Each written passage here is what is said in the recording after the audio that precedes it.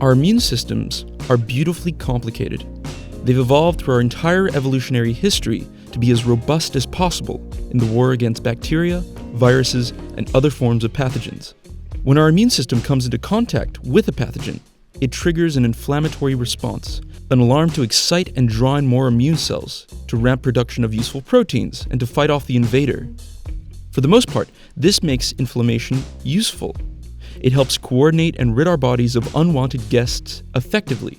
Now, let's say one day the immune system gets confused. Jeez, I don't understand what this stuff is. Hey, Clancy, get over here. Hey, what's up? Hey, look at this. What do you think this is? Mikey, that looks like a pile of garbage to me. Get rid of it ASAP, pronto, right now. Wait. You sure? It looks like the stuff we use for bones and cartilage and stuff. I mean, it'd be a really bad idea, you know? I don't care, Mikey. I'm just doing my job. You dump all that right now. I mean, okay, I guess you're right. Okay, fellas, let's get to it. This is what causes arthritis. This is known as an autoimmune disease.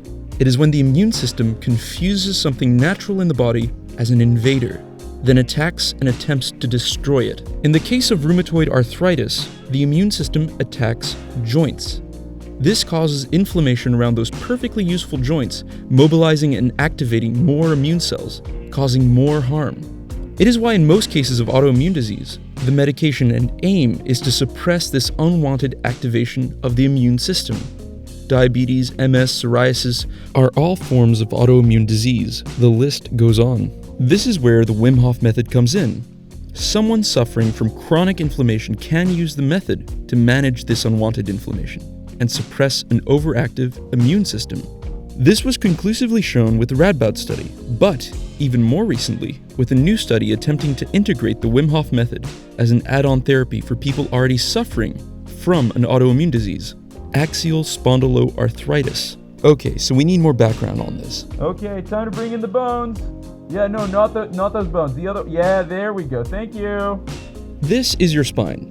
It's very useful for lots of things like standing and not dying. This is your pelvis. It's very useful for lots of things like sitting and also not dying. Again, axial spondyloarthritis affects the spine and these joints here, the sacroiliac joints. When the immune system attacks these areas, it produces inflammation. This study had Wim Hof teach his method as a management therapy to participants with the autoimmune disease to help them manage their inflammation and pain and to measure its effectiveness. But how to measure the effectiveness of the Wim Hof method? It would have to be an observable improvement in inflammation. But then, how do we measure inflammation? With blood. Harmless, easy to hold, medically standard samples of blood. Now imagine a rack of blood samples. To the naked eye, it looks like blood. Our eyes are useless, so throw them in the garbage. Instead, we need special equipment to see what the blood is made from.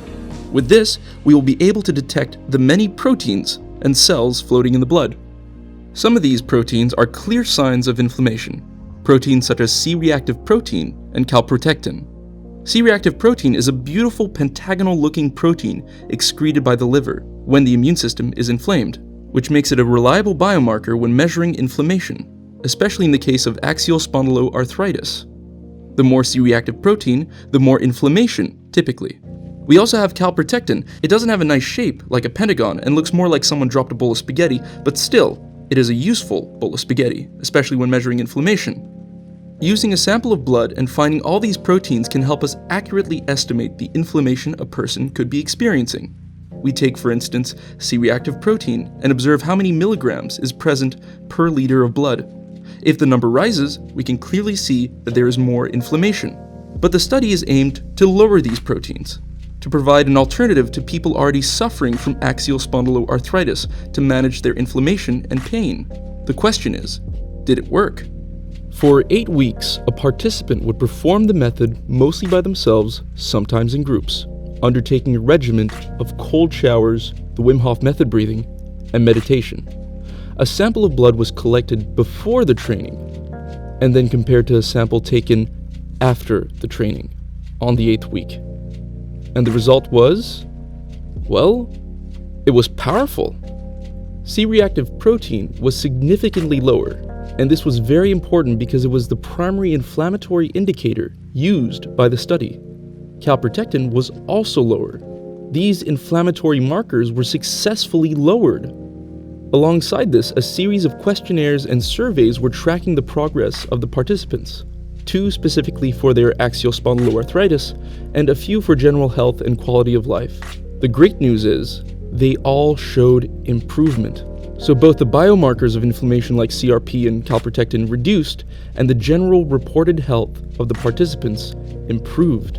This is wonderful news. This was all done in comparison to a control group that did not commit to the method. All their scores remained basically the same.